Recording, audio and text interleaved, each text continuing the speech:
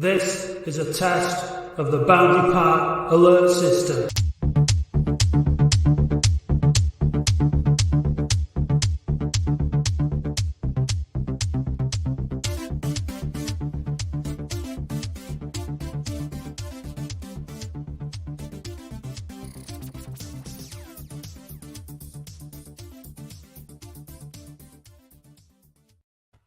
Yeah, smooth. We're in. We're in. Mic's on. Mike is on, not muted for a change. Yeah. We've had a disciplinary procedure this week due to that, and you're on your last chance, aren't you?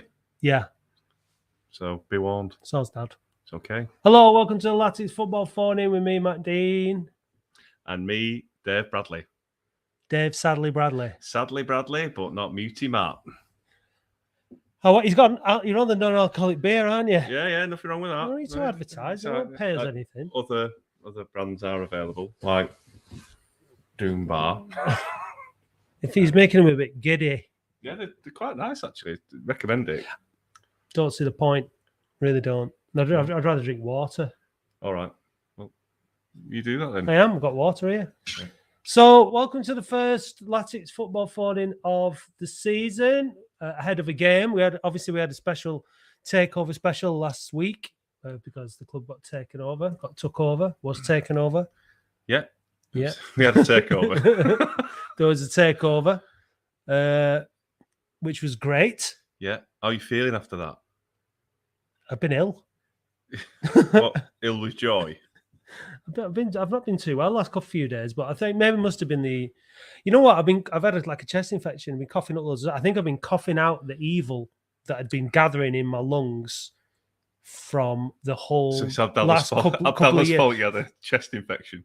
And probably Barry Owens rather than Abdallah's. Yeah, he was a bit of a phlegm, wasn't he? Yeah, phlegm.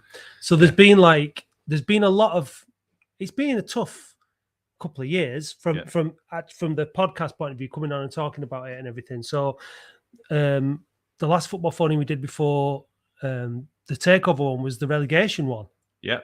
And obviously that was pretty devastating. So the whole mood has shifted. And obviously we've got fans coming on so we can talk about how everybody's feeling, but what a difference. Yeah. People queuing up for season tickets, 1,000. One day sold over 1,000, so I couldn't get the figures today to see how many have actually sold this week, but if anyone's watching from the Oldham Ticket Office, please respond to my emails because it is a little bit frustrating that you didn't. But why are they not too? Are they not busy enough? I'm probably on block. Are they not busy enough? Yeah, probably. But yeah, I bought one before all the newbies. Yeah, you did. Yeah. Are you going to donate the? Did you get it for 200? Yeah. Are you going to donate the extra 70? No. Cost of living crisis, mate. No, you're such a Tory. Yep. They wear blue. They do, yeah. Not like red, Labour. I'm wearing blue. Anyway, let's leave news night for news night and we'll do the Latics Football Phone-In, eh? Yeah, let's do it. Right then, we have a very special guest coming on because we have got Torquay this weekend. And he's kindly agreed to come on at very short notice. His name is Richard Hughes, and he's a reporter for Devon Live and the Herald Express, and a co-presenter of the very excellent Yellow Army podcast, because we do listen to other podcasts of other fans, and this is where we found Richard. So, yeah, let's bring him in. Here he is. Hi, guys. Hi, Richard. How you doing? Very well, thank you. Oh, hang on a minute. Sorry, Richard. Just following from Dave's point there. Apparently, we've sold 2,987 season tickets so far, according to Anthony Peel. And it's only Wednesday. It's only Wednesday. Wow, that's pretty good. Well, what kind of gate do you guys normally get? Well, you see, this is a difficult question to answer because of the situation at the club for the last sort of 4 years. I'd say that the average attendance in reality, before John Sheridan came back last season, was probably in and around 2. I'd say less than that. Maybe 2,000. It wasn't good. 1,500. Because people were staying away. I mean, the club were reporting it very differently, but people were boycotting, so it was very different. And then when Sheridan came back, and we all tried to sort of get behind the team in a final push to stay up and whatnot, we were getting up to 7,000, 8,000. 9,000 at Rochdale. 8,000 at Carlisle, and then it sort of plateaued, didn't it, to about 7,000, didn't it? Yeah, but a good 6,000 home fans at least. So, how many season tickets have Torquay sold this season? Do you know? They don't talk about that as probably most clubs don't. But there's probably 1,000 and a bit season tickets that are sold every year. Depending on how you're doing, we get about 2,500 for a game. I mean, we've never had big crowds at Torquay. We've always sort of swung on a shoestring. Do you know what I mean? And on great seasons and promotions, which have been far and few between, but you might reach about 4 or 5 during a really good season. But coming into the first game, you probably you'll bolster the attendance figures, obviously, but you're probably looking at probably 2,500 Torquay fans. So it could be a decent crowd for a ground that holds 6,500. Yeah. So what's the season looking like? How are you feeling? Are you expecting just more of the same from Torquay, or are you optimistic? Are you pessimistic? I go into every season quite positive and then get knocked down, as we all do. Yeah. But having said that, if we'd started later, as in got going later last season, we would have been pushing for the playoffs. The season before, we lost a playoff final at Bristol City, playing Hartlepool with that fame. We famously equalised in the last minute of 90 minutes with the goalkeeper scoring, which did YouTube all sorts of business. And after that season, which was we were so close, there was a real hangover last season, and we lost 4 or 5 key players to that team because obviously they were on their way to the Football League, they thought, and then they weren't, and so they went off. Oddly, only one went to the Football League, but they went off to other teams. And also because of coronavirus, the season started very late, and it finished late for us because we went all the way to the playoff final. So the transition between that season and the season after was so short that the manager really had to find players quickly. And although he found some decent ones, it was a really difficult job, and it took him a while to get those players, that new squad, going again. Having said that, we did so well that now about 4 or 5 of our decent players from last season have gone into the league, and we've been left looking around again. But this time he's gone for more experienced National League players who have played in the National League, know the grit and the dirtiness of it and the proper football that it is. And I think he's probably chosen wisely this season, having seen what we've seen in pre-season. Good win over Exeter City, which was obviously very, very good for us because we don't like them. But then on the other hand, we got stuffed 5-0 by Plymouth Argyle. But then again, Plymouth Argyle didn't look like a League One team. They looked like a team that had just missed out on going up to the Championship. Right. So you've seen, Torquay, you could tell us how long it's been since they were last in the Football League and how long you've been down there for. But you'll have seen quite a lot of teams like us falling from the Football League. In general, how do they cope? Like, does it take them a while to get going? Is it a shock to the system? Is it kind of predictable because they're obviously on a downward spiral? What are you expecting? And a lot of questions in one. And what are you expecting from us, if anything, on Saturday? I think first and foremost, you'll find it harder than you think. It's a really good level. 2 up, 1 through the playoffs is not enough. Now, if we'd asked you that last season, would you like 3 down from League 2? You probably would have said no. If you ask you this season if you'd like 3 up from the National League, you'd say yes, definitely. So that makes it hard for teams to get out. And there's some serious money floating around the non-league or the National League at the moment. Wrexham, Notts County, these are big players, and you'll find yourself swimming in a pool with lots of ex-Football League teams that you are more than used to going away games to over the last 20 or so years. Do you know what I mean? Yeah. They've all got down there, and the bottleneck is so tight that it's difficult to get out. I don't really know how you've done in pre-season. I know you've got a new chairman, and I know that's given you a bit of an impetus. And he looks like a decent fella. I've read some stuff up over the last week, and it looks like a good move, Mr. Adventurer. Yeah. So yeah, decent times, I think, for you guys. But I tell you what, even if you feel like you're struggling at times, you won't have a better time than your first season in the National League, because it's so much fun being in the National League for a couple of years until you feel like you need to get out. Well, you've signed a good few players, haven't you, this season? You've signed Kieran Evans on loan from Cardiff. Yeah. And obviously, with Gary Johnson at the helm, he's quite an experienced manager, and he's related to Lee Johnson, ex-manager of Latics. You've got Dylan Crow, Brett McGavin, who seems pretty decent, and then you've got Ryan Hansen, haven't you, as well as Aaron Jarvis, who is a striker. So, do you know have you seen any of them in pre-season? Yeah, seen them all in pre-season. Gary's played in the 3 big pre-season games against Newport, Plymouth, and Exeter.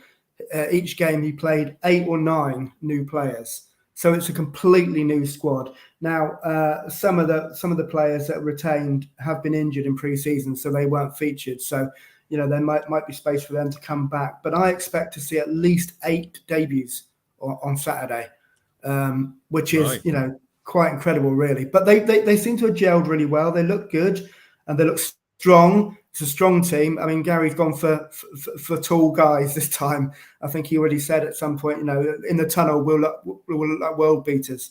So I've been impressed with what I've seen. 3 good strikers: Corey Andrews, Will Goodwin, who's coming on loan from Stoke City, 20, scored a couple of goals the other day against Truro, and Aaron Jarvis, who I know they think a lot of, but they also think he doesn't score enough goals yet. But if there's one thing that Gary can do to strikers is make them score goals. Yeah, he has got a good record. Look what he did with Leroy Lita. He changed him to a machine, didn't he? Yeah. I mean, you're going back a while now, but yeah, he did. Leroy Lita. He did it with Jamie Reid at Torquay, who was a local lad who had been at Exeter, came to Torquay. When we even dropped down to the National South, for that one season, and we came back as champions. And Jamie Reid scored 30-something goals that season. Right.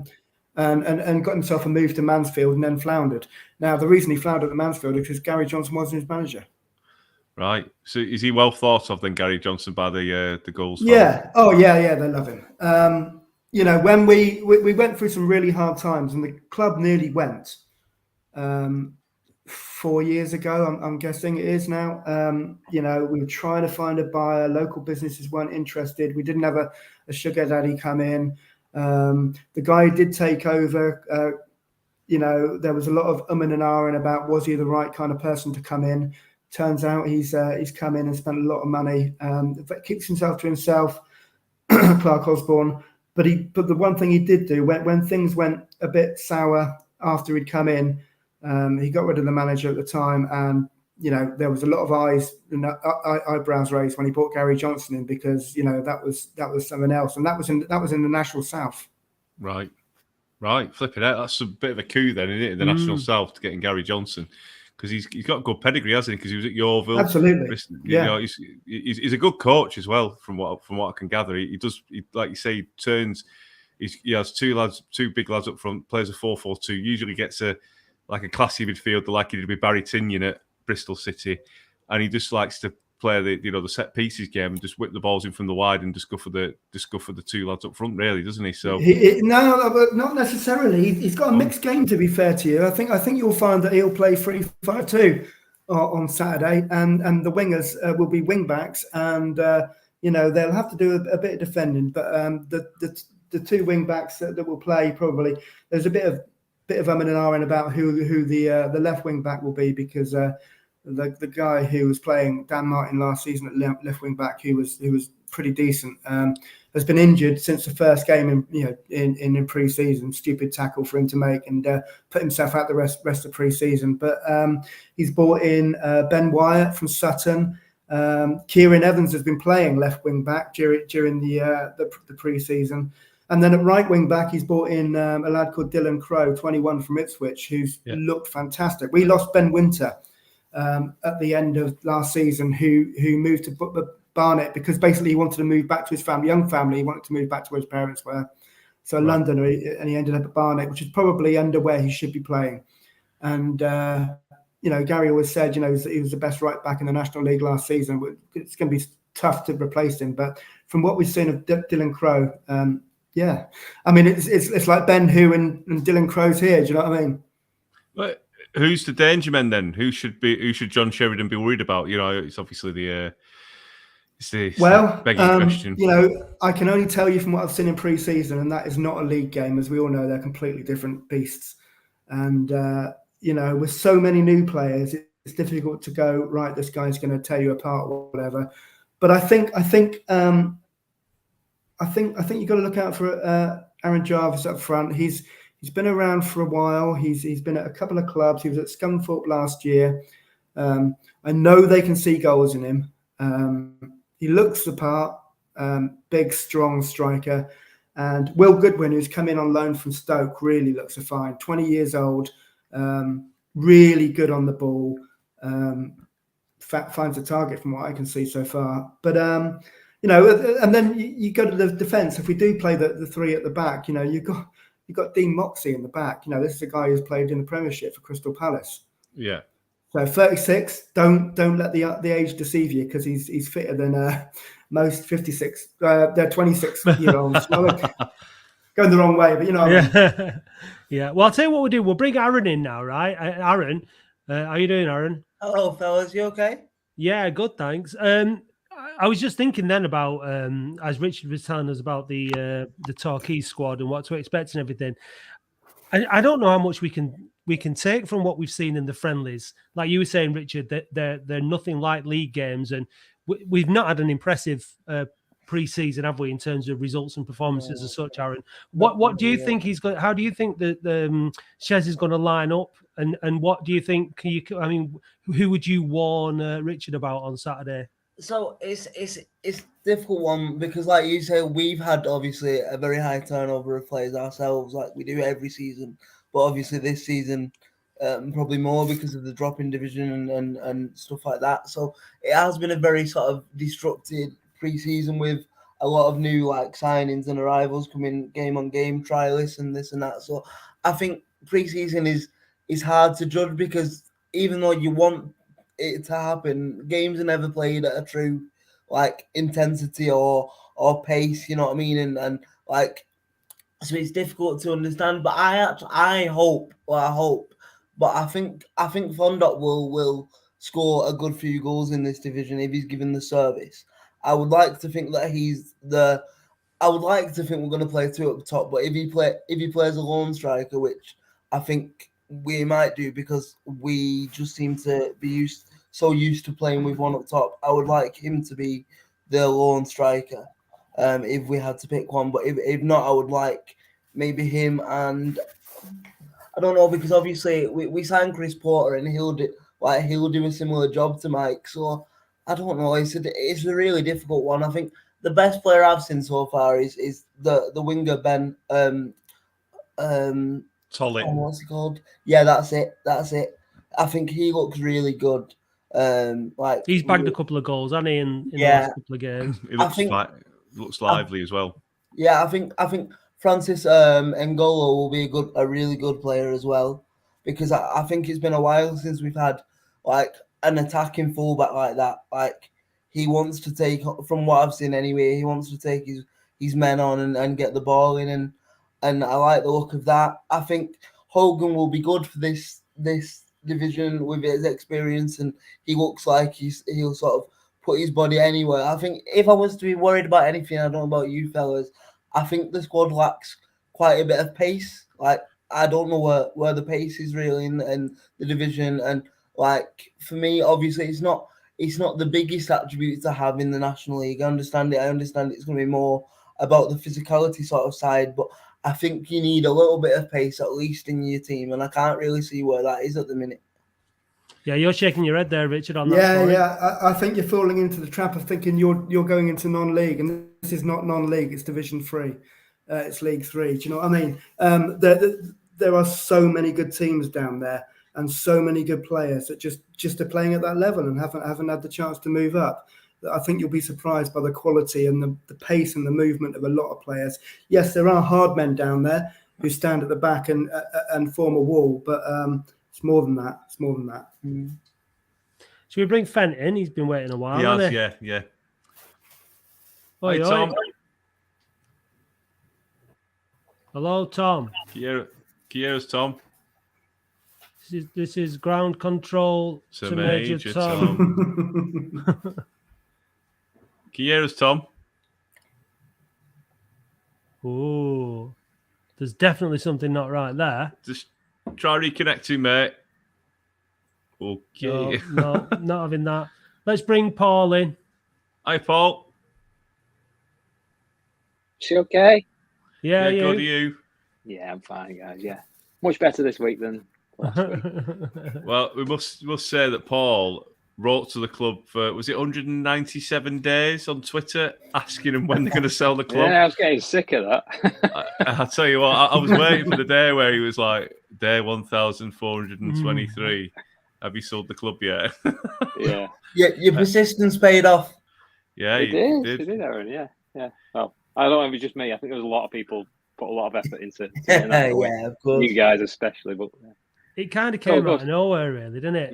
It felt like, this had been going on. What was Richard? What was your how much of attention did our story get? Did it trickle its way down to the southwest coast or what? I think I read it in the pub the other day on the Guardian website, the Guardian app. I mean, that's my go-to news source, and I think there was something on there. Unless it popped up on Google, which sometimes these stories do. They try and link you with similar stories, but and it was an interesting story from the off. The whole story about he'd been in there. His son said, "Can't we buy them?" And he's like, "Well, I don't know," but obviously he felt like he could, and it seems like you've got a proper older man at the club, and that can't be bad, can it? No, I'm just worried he's going to go missing. I think we need to sort of lock him up, put him in some padding or something. Just hide all the boats. All of him. I tell you what, I don't know about you fellas. Don't let him go anywhere near the harbour down here, and he gets. No. Yeah, that's it, definitely. Well, he's heading down on his motorbike apparently, him and the missus. So presumably they've got a sidecar, and so he's planning on getting there early. Yeah. So yeah, it's crazy. I don't know about you fellas and how you feel, but I went and picked up mine and my dad's season ticket card for the first time in 2 years yesterday, and just to see just queues of people just queuing to get season tickets, and just you could almost feel the positivity in the conversations and obviously the level-headedness. Like, I think we've had a fair bit of slack this week from like Dorking fans and fans from the National League that obviously took Frank's comment a little bit seriously, and like, I think you'll be hard pressed to find one probably sensible thinking Latics fan that thinks we're going to get anywhere near. Obviously, everyone wants to think we can get anywhere near it, but I think most people understand how difficult this division is, and for me, this season is just about getting bums back on seats at Boundary Park, having a team that we can be proud of, having an owner that we can be proud of, and then building from there. And I just feel like, I said it on the day of the takeover, I feel like we've got the club back now that we all should love, and it's a good feeling, isn't it? It's a really nice feeling. It's fantastic. With all due respect to Dorking fans, I think they'll find out pretty We'll soon need this how again, hard will this league is. Oh yeah, I mean, they've Dorking's story is great from a Dorking point of view, but I think it's a reasonable question, like, where is Dorking at the end of the day? It's not on the football map, is it? In a football context, and I mean, there's plenty of people that don't know where Oldham is, and we've been in the football league for donkey's years and whatever. So I think it's reasonable enough. How have you been, Paul, this week? Like, what was? Because it felt like it came out of nowhere when about a month ago we found out that the club, there was a takeover was happening, and then that was a very long 4 weeks. But can you put into words like what this whole couple of years and particularly this last month has been like? I think a turning point. I think I put a video because I think you put a call. You think we had that? Was it the Harrogate game? And I hadn't gone because I think it was over Christmas or something. And I was getting so cheesed off. It was getting to my mood and everything. And I put a video up on Twitter, and I think that's when I started counting, to be honest, because I was getting fed up. This week's just been completely different. It's just incredible. I can't believe it. And the video of Frank addressing the fans, I've shown that a few people at work. I've shown them tonight, and they're like, "Yeah, that's the owner. That's how much he spent? 12 million." yeah, and it just feels really positive. I mean, my wife said I was so I'd not bought a season ticket and waiting for him to go on sale. Bought my dad one, bought my daughter one. My wife said on Sunday, I think I showed her the video of Frank on Twitter. I said, look, this is just unbelievable. She said, get us a season ticket as well, if you don't mind. Would you, so that's an extra season ticket they got out of me that they weren't going to get. Because just that positivity is going to, bring people in. So, no, it's just incredible. Had champagne on Thursday. Billy no mates. I can hear the seagulls in the background there. Yeah, well, you'll see the goals on Saturday, so don't worry about it. I'm literally, I live kind of in Babbacombe, which is literally 20-minute walk away from the ground. So I'm right on the coast, so it's lovely. What did you guys know about the new chairman before he magically appeared? Well, he's quite an eccentric local businessman. He's been on the TV. He was on the island with Bear Grylls, so like a lot of people have seen him on that. Yeah. He built his own steam-powered Land Rover, which got him a bit of attention. It's the only one in the country in the world, for obvious reasons. But and he's been Oldham's business ambassador. So he's quite well known in the local area. But I don't think that anybody really saw him and his family coming in to buy the football club. I think that was a bit out of the blue. I think the thing is with it, I mean, we've seen like there's some comments on forums from there was a Grimsby one, and they're looking at this character and they're looking at him getting up in front of the crowds and sort of enjoying all the, rightly so, the attention and the accolades and whatnot, and thinking that he might be a bit of a show off and a bit of a clown. He's a very, very serious businessman, very successful businessman, and he's got a very, very serious board of directors working with him. And I think that's the important. It's not like he's just some kind of like, maverick kind of personality. That is one side to him, but not like a certain Mr. Chris Lees. Well, exactly. Yeah. I mean, he's got his family on the board. His family have run very successful business, and it's underpinned by very, very serious people that have taken this very, very seriously. And it's just refreshing to have somebody who's not. And at the end of the day, nothing's happened yet. This is the time to be happy and carefree. It's going to get a lot more difficult as time goes on, and we'll see what it's all about, won't we? Yeah, I think that's the key to it. He's not an egomaniac either, is he? It's not all about him. But some cynics may see that like that, opposing fans. But let's just see what happens. The proof's in the pudding, isn't it? Really, and feels like he cares, doesn't it? It just feels like he cares, and that for me means everything. Well, this week he was shaking hands to all the fans, weren't he? Who were queuing up. He came out and shook every fan's hand who bought a season ticket. Now, I know it's little things, but little things make up the big things in life, don't they? That personable touch is going to be so important for a team like Oldham, because we're a big club, but we're a community club, aren't we? Do you know what I mean? And he's got to bring that community spirit back. And I think he's the right man to do the job, really, if I'm honest. Yeah. I don't think it's just about Frank either. I mean, there was a lovely video of him and his wife Judith that the club posted on, and just the fact that it's a husband and wife, and they've got the kids in their son and daughter are on the board, and they're involved, and obviously we've got Joe and Darren Royal involved as well. So there's a lot to be positive about. But and today there was a clear out in the North Stand because there's going to be a new bar going in, and it's like we was underneath there. It's just underneath of the stand. It's being used as a giant storeroom, just full of crap. So there's like people taking out, but Darren was there, and he's there. He's just been at a league meeting all day, and he's come to Boundary Park, and he's helping out, putting boxes in cars. Everybody's mucking in. It's a completely different feel. It's like we realize that there's a massive challenge ahead now, but everybody wants to get involved and everybody wants to help, and it's such a contrast. It's just incredible. Yeah.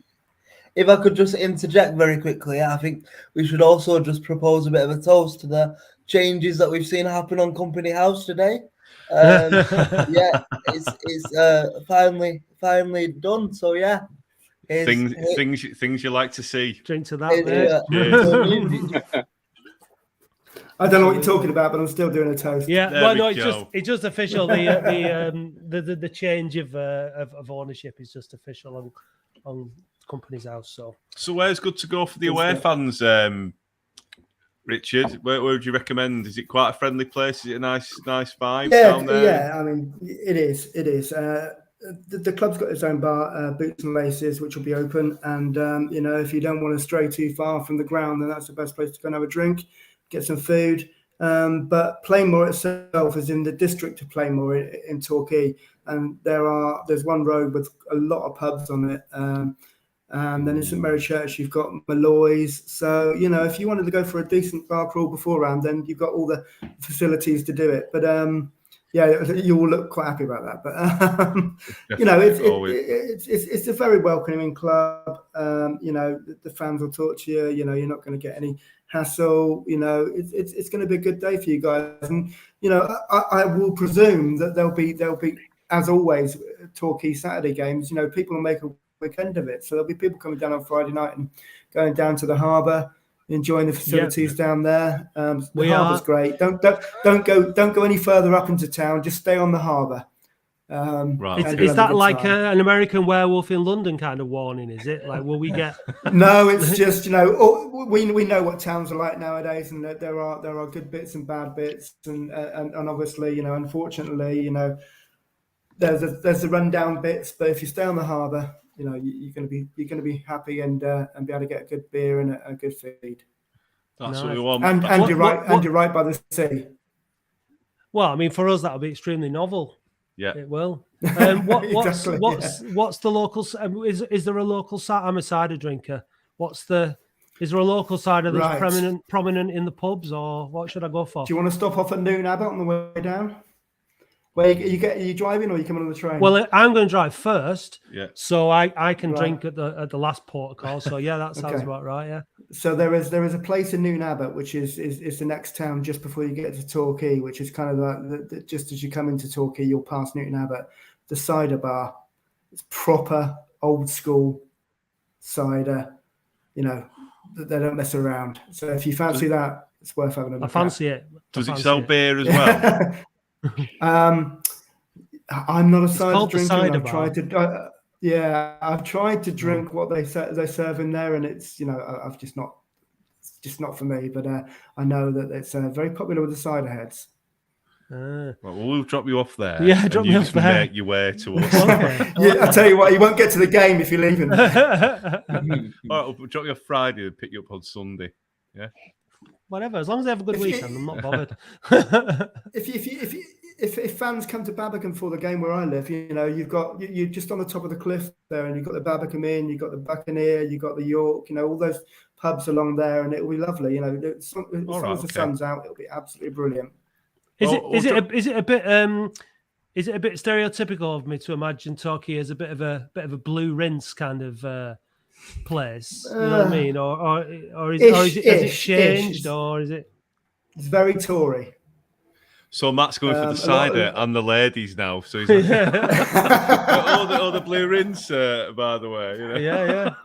I tell you what, if you'd asked me that 20 years ago, 15 years ago, when you still saw Blue Rinses around, when they were a thing, I would have said but no, not now.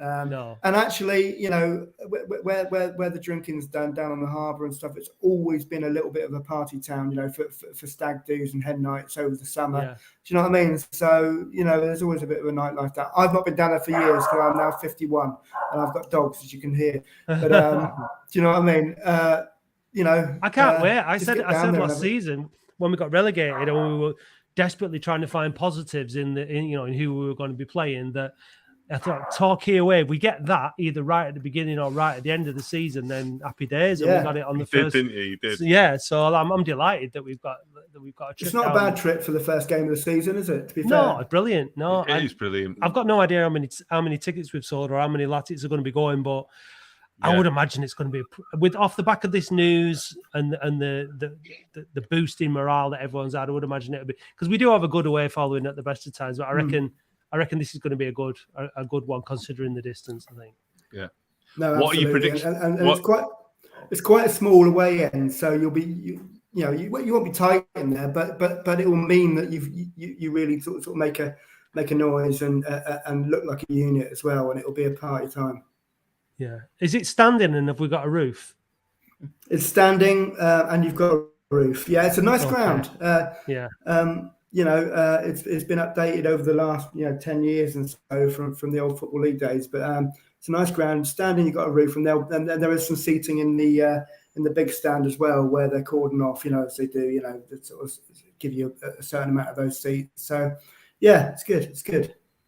Can't wait. So will you be making the trip up to Boundary Park? When is it? Have you noted when the I I didn't know. My brother lives in Manchester. Ah. Well, right. You'll definitely have to come up then. That seems like a good reason. Is that a good reason? Yeah. You don't know my brother. Probably not, no. What's your prediction then, Richard, for Saturday? I'd be happy with a draw, honestly. If you get away from the first game of the season with so many changes to the squad, with a team who's just come down, who are up for it with a new chairman, I'd be happy with a draw. Honestly, I can't predict what I think will happen, because until I see this squad in a proper competitive game, or the starting 11 in a proper competitive game, I don't know. And I think you probably feel the same way as well. Yeah, definitely. Well, we'll find out on Saturday, won't we? Are you going to the game? I'll be in the press benches, so yeah, I'll get your number. I'll text you and wait. Yeah, well, we'll see if we can meet up for a pint. Yeah, a couple of pints. Yeah, absolutely. That'd be nice. It's a date. Yeah, absolutely. Looking forward to it. And Matt's paying. Yeah, always. Are you guys going back after the game, or you? Sunday. No, You hanging Sunday. around? Yeah, we're hanging around. Okay, so pint after the game then. Yeah, we got to hit the Blue Rinse bars, don't we? Well, you can. Yeah. We're going for a game of bingo Perfect. on Saturday after You game. are. Yeah, so it should be good. I'm very jealous, to be fair. I've got a work shift, so I can't get to the game. But I'll be there for the Dorking game on TV. You'll be with us in spirit, Aaron. Don't worry, mate. Yes. I'm actually I'll be covering some of the games. I'm doing a shift with BBC Sport on the Saturday, so Brilliant. I'll be covering some of the shifts through that. I think some of the games through that. Great. Nice one. Well, listen, Richard, we'd like to thank you very much for your time and your insights into Torquay. No problem. We'll be taking over your town on Definitely. Yeah. on Saturday.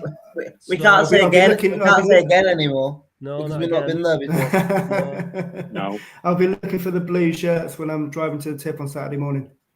There might be one or two in the tip on Saturday morning. On Depending. Sunday morning. Depending on Sunday you morning, get yeah. on with your blue rinses. I'll sweep around. I'll sweep around the seafront just to see if I can find any sort of those who have partied a bit too hard the night before. Yeah, right. Just like, distressed northerners. Yeah, it's done look like Southern, I'm sure. All pink. Yeah. Right, Guys, very nice lovely. to talk to you, Richard. Thanks very much for your time. Much See you, mate. appreciated. We'll see you at the Cheers. weekend. See you later. Bye. See you, mate. Let's bring in Leah. The very patient Hello, Liam. how Very are you? patient. Oh, How are All you? right, mate. How are you? All right, you? Yeah, good, thanks. We're all buzzing. I don't know why I'm Yeah, asking yeah. that. I know we're all buzzing. Of course we are, mate. Yeah, Yeah. Cloud 9 in it. Unreal. Amazing. It's just the first game of the season, so I can't wait. And it's Torquay away. Twisted your arm to come. It's Twisting my melon, man. Yeah, well, that'll be the blue rinse on Saturday night. No, I was always up for.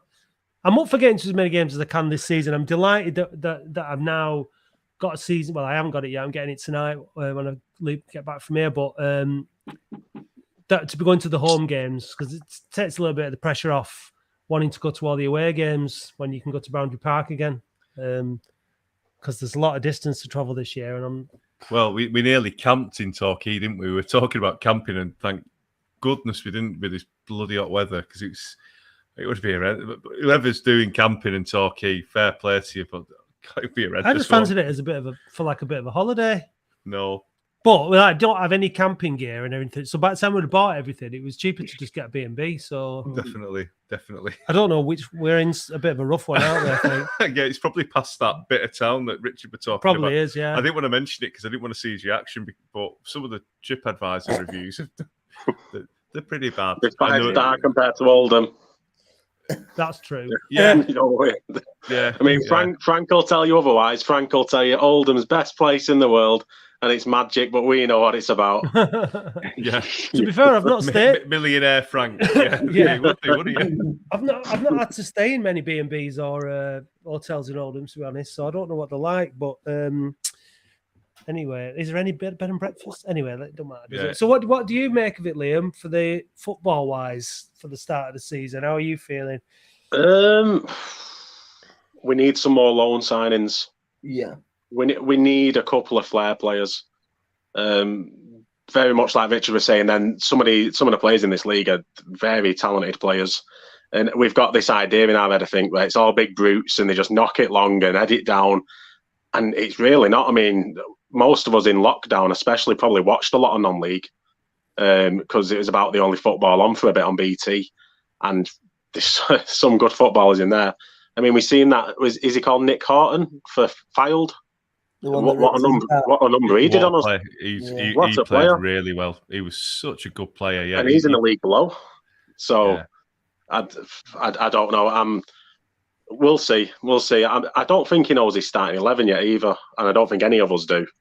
Which is always we're all guessing, thinking who's going to be playing. So we'll see. I'm excited though. I'm sure we all are. Yeah, File was a bit of a. I know you can't take much out of friendlies, but I went and they were poor.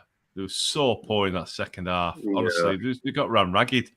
Hogan was like a bomb scare. He didn't know what he was going to do next. He was he was all over the place, weren't he? Really. He got sent off, didn't he? Well, yeah. But I think that was just a bit of an experience from Charlie Cooper though, taking a quick free kick, and he kicked it straight to a File player because he tried playing it to an Oldham player and they weren't ready for it. And it was like, why do you do that? So I think it's just that calming the players down. We want people to get ready because he is quite hot-headed. You can see it in that Charlie Cooper. He's quite he runs round and he'll just follow the ball no matter what. But there was no creativity in that second half, was there really? From Latics, apart from one cross where Junior Lambert skimmed the post, which was. It did make me smile off the back of Saturday, though. The amount of Latics fans that were worried that Hogan had missed the first game for a red card in a friendly. Yeah. Well, this goes to show that some Oldham fans are like, we're doomed. We're going to be in the relegation zone. The National League North. We must be the only fan base. We must be the only fan base in the world to write off a football team after a bunch of friendlies. It's probably just the years of weight on our shoulders. The pressure, just the years of baggage. Yeah, but it's the time to come together now, isn't it? We've got what we wanted from a management point of view of the club in terms of the ownership. We've got Shez there. We just need a few more players, don't we? And we just need to move it forward, don't we? And just hopefully to support the team because we just need that stable season. But saying that, we need to sign some creative players because Gardner, for me, he struggled against Filed because I think he didn't look fit. I didn't think he looked fit at all. I don't think some of them are fit. That was one of my concerns. We looked all right against Radcliffe, but they're part time. We just didn't look fit at all. Yeah. We're so used now over recent seasons to starting badly, aren't we? It's not even on recent seasons. We very rarely start well. We haven't done for a long time, have we? And this season it's really important that we get off to a decent start. Those two games, Torquay and Dorking, really need hopefully to come away with 4 points from those two games, and just to give everybody the lift, because like that Dorking game, it's on BT. All the neutrals are going to be going for Dorking because of the non-league. The rise that they've had and us falling from the Premier League and all that kind of stuff. It's on the telly. It's the big homecoming game of the Rothwells and all that and Royals. And so it's a big game. There's going to be a lot of expectation and pressure on everybody. Just hope that they live up to it and, the players thrive on it, on all that attention and everything. A lot of that will depend on how they get on against Torquay on Saturday, I think. So what are your predictions, Liam, for Saturday? What do you think the score will be? Are you going? Are you going down there? I am going. So Tom Bostock tweeted about how he didn't have a way there and blah de blah, and then it suckered me, and I thought, well, I can drive, and I'm going. I wasn't going, but I'm going. Predictions. I think it's always hard to say before you kick a ball. I think most of us would be happy with a draw. Yeah, definitely. I really do. So negative. I know, but we're Oldham fans, aren't we? It's like when England lost the Euro final, right? I was the only one out of my mates who were absolutely devastated because I'm used to that like disappointment. So to me, I was just like, it's a game of football, then, isn't it? Everyone else is devastated. I'm an Oldham fan. What do you want? I can totally relate to that feeling. Totally. I'm not sure. I cried for about 3 hours after we lost the Euro final. So I'm 27. As you can imagine, I've not seen any success at this club. I've supported them all my life. I've been going for as long as I can remember. I hadn't seen my success was, I think, when we played QPR in the playoffs. That's as good as it's got for me. So, I'm just used to the disappointment. So I'm ready for disappointment. And then when we win, it's amazing. That's so like you're 27. I'm 44, right? So we've been promoted once. I mean, all right, I went to FA Cup semi-final. Dude, it was so long ago, though. Like, you know what I mean? I was 12. Yeah. It's not like the memories from when you were 12 are like, so fresh in your mind. So, I mean, they've been promoted twice in 48 years. So a lot of us now we just don't remember. No. It's such a long time ago. We're used to it being so terrible. I mean, for me now, the biggest relief is that we hopefully have reached rock bottom. I think with the Lemsgums in charge, if they'd carried on and this hadn't have happened, it was my fear that we were just going to keep slipping and slipping and slipping. And if rumours are to be believed, we really were quite close to go and bust under the Lemsgums before these lads have come in and before this family have come in, not lads, because it's lads and lasses have come in. So it's an 11th hour kind of last minute job, and this in itself is great news, and it's just there to be built on now, isn't it? So Aaron, I'm gonna boot you out and bring Adam in because you were first in. So, but it's very good of you to get in touch again, mate. What score, Aaron? Before you go, I'll go 2-1. Burgess and Fondop to score. That'll do. We'll take that, mate. Brilliant. We'll take that all day long. Cheers, pal. Nice one, fellas. See Enjoy you, yourself, Take care. Bye. Here he is in full Marion and Jeff mode. Yeah. All right. How Adam. are we? Okay. Yeah. Good. How are you? I'm surprisingly happy, lads. It's very unusual, this, isn't it?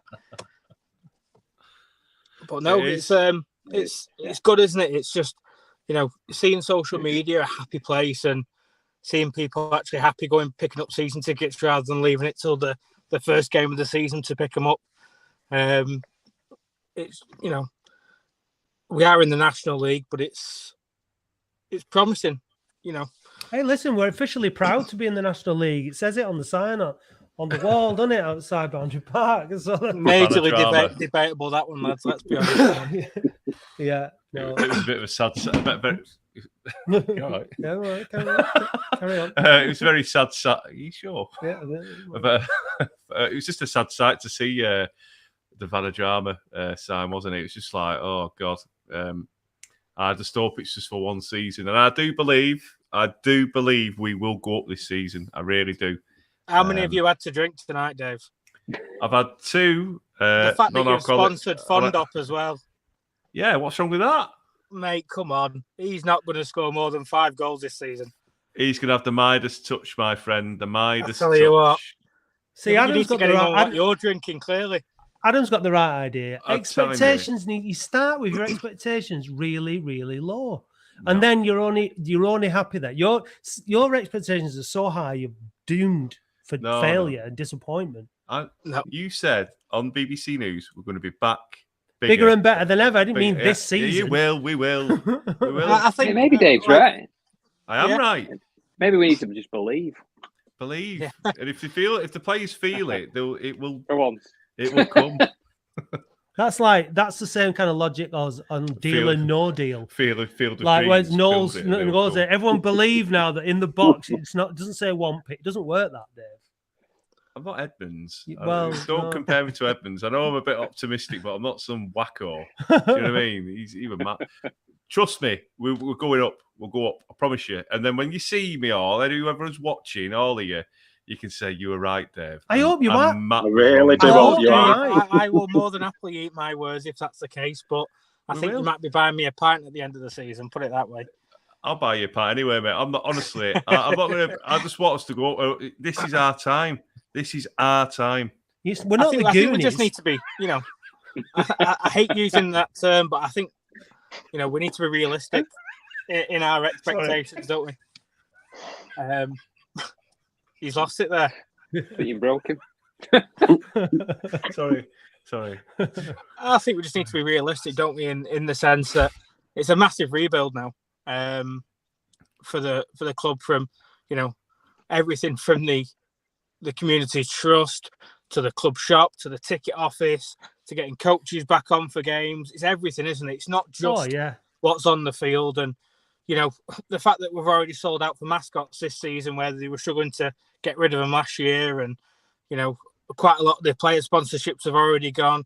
People chomping at the bit for hospitality. It's brilliant, and obviously all that's going to go into Sheridan's budget. I just think it's probably a year too early. So for me, I think a top half finish this year, a solid top half finish, would be a good achievement moving into next year. But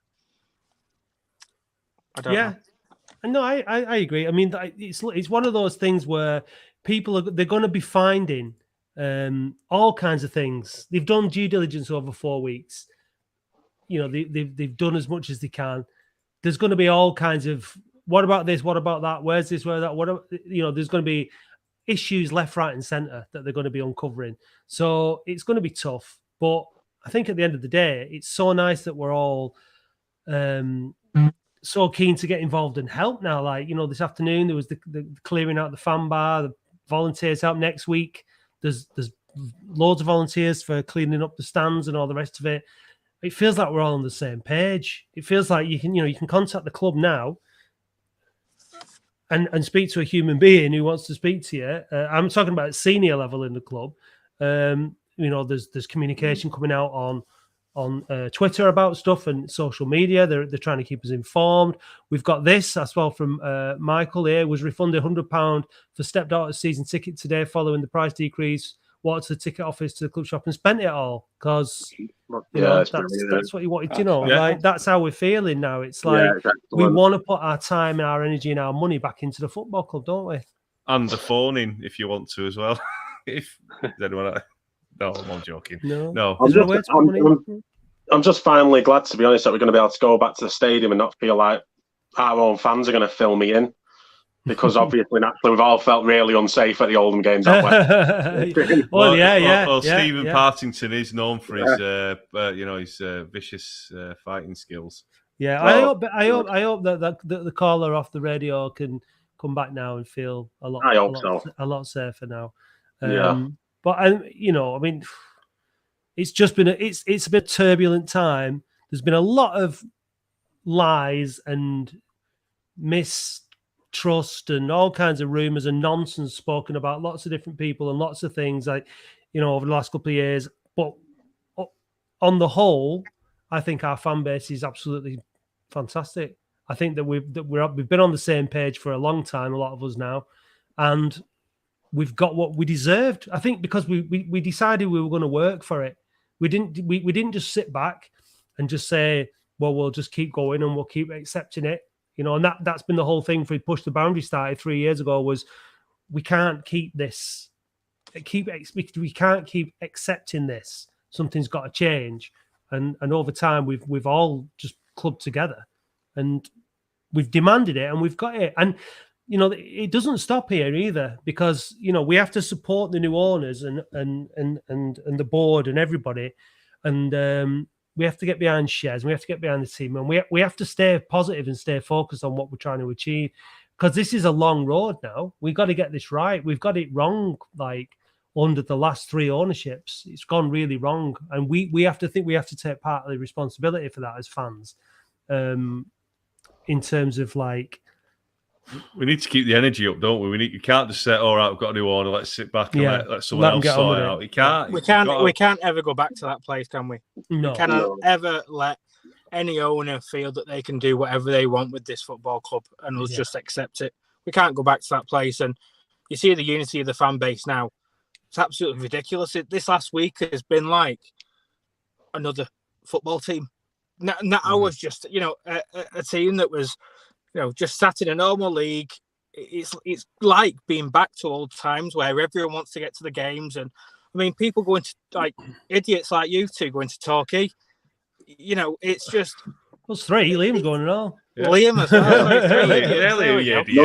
No, it's absolutely fantastic, isn't it? And I mean, if you said that last season that you'd be going to Torquay, you'd be laughing at the person who said it to you, because, people won't be putting their efforts into it. Whereas now, people want to be going, and Dorking. I think we'll probably be tipping 5,000-6,000 for that game. Dorking will probably bring 40. But I think we'll put a real effort out there. But no, it's it's good. And as fans, the thing we'll is, do whatever we can to help out the owners, won't we, as long as they're doing things right by the club. Of course we will. And like I think what we've done is we've taken some responsibility for the club back again as fans, and we have to keep that up now. And we have to, like, we've got the 1895 fund, over 75,000. We need to keep building that. We're going to be discussing with Darren Royal and the owners and the board about what that means going forward, like investing in the club, increasing our stake. If we increase our investment in our ownership in the club, that means we need to keep contributing to the running costs of the club. So we need to set ourselves up as an organisation to be making money, and that means different projects, all different kinds of initiatives, which can have a really good knock-on effect throughout the local community. The work hasn't even started yet in the rebuilding of Oldham Athletic, and like that's really exciting. But what hopefully has ended is all those years of apathy, all those years of disinterest, negativity, boredom, like dictatorships, totalitarianism. Yeah, nightmare. It's a nightmare. That's got to have a positive effect on the players, hasn't it? Yeah. All right. Yeah. No. I hope this energy as well that we've got right now as a fan base, and everyone wanting to turn up to the games and everyone wanting to support, I hope it stays and it doesn't just die off after a couple of games. If we have a couple of bad results, I hope everyone stays with it, everyone sticks with it, because there's going to be games we're going to play Dover Athletic or whoever it is. I don't even know who's in the league at the moment. I've looked at the fixtures. There's that many teams I've never heard of. It goes in, in one way out the other. Yeah. But we're going to have Tuesday nights where it's absolutely pissing it down with ice because it's Oldham. That'll probably be in May next year. And we're going to need the same energy because they need it. The players on the pitch need it. The management, the owners, us. As a club, we need to carry this energy to have a chance. So I really hope it sticks. It's going to be hard. It will be hard. Winning games will really help. We can probably get through this season having a fairly average season. Then he's finishing maybe top half. If that does happen, and people will still be like, okay, as long as everything's going in the right direction and we feel like we're building.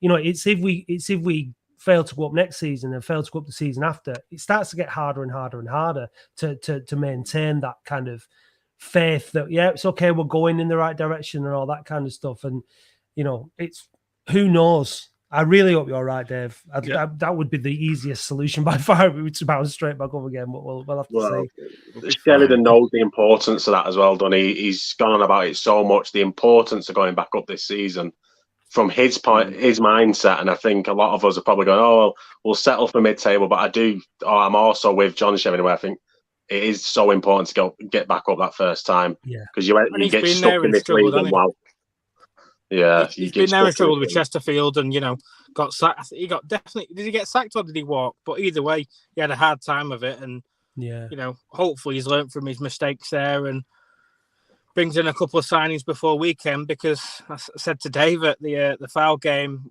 we're desperately short of some lads who can run. At the opposition's back line. I mean, Porter starting up front on his own. Tollitt sort of playing up front, but playing more behind him rather than alongside him. I don't think Porter's going to be able to do many games like that. No, he's not going to play every game, is he? I mean, 2 games a week, he'll be on the bench. He'll be an impact sub, won't he? Impact sub. Right, before we wrap up then, lads, let's start with, we'll go Paul, Liam, and then Adam. Let's have a prediction for Saturday. Let's see who's the closest. Go on, Paul. Okay, I'm going to go 1-0 to Latics. Liam? I'm going to go 2-1. Our defence is not keeping a clean sheet, unfortunately. To Latics, yeah, 2-1, yeah. 2-1 to Latics, yes, yeah. Last minute winner. The limbs, scum off away. No. Yeah, I'm loving it. Adam? 2-2. I'm going to go Hogan and Burgess because I like the look of Burgess. I think he's a classy player. I don't say because I'll bring bad luck. So no, I'm saying. How much more bad luck can you say and bring? I can't. Bad luck's been pretty bad. We'll win, but that's all I'm saying. Right. Go on, Matthew. 1-1 has been floating around in my head, to be honest. But I'll take the win. Thanks for getting involved, guys, this evening. Really appreciate it. First football phone-in of the season. This is going to be released as a podcast in the morning for those people who didn't get to watch it tonight, if they want to listen to it in the morning. Boundary Park Alert System, as always, will be bringing you reaction from Torquay, limbs on that last-minute winner and all that. And we'll be doing our best to record it with probably quite a bad hangover on Sunday morning, but never mind. We'll get rid of the blue rinses early. Yeah. So thanks, guys, for listening and getting involved. And have a good weekend and see you next week, Monday morning at 7 a.m. for the Boundary Park Alert System. Yeah. See you in Torquay, y'all. See you later, guys. See you then.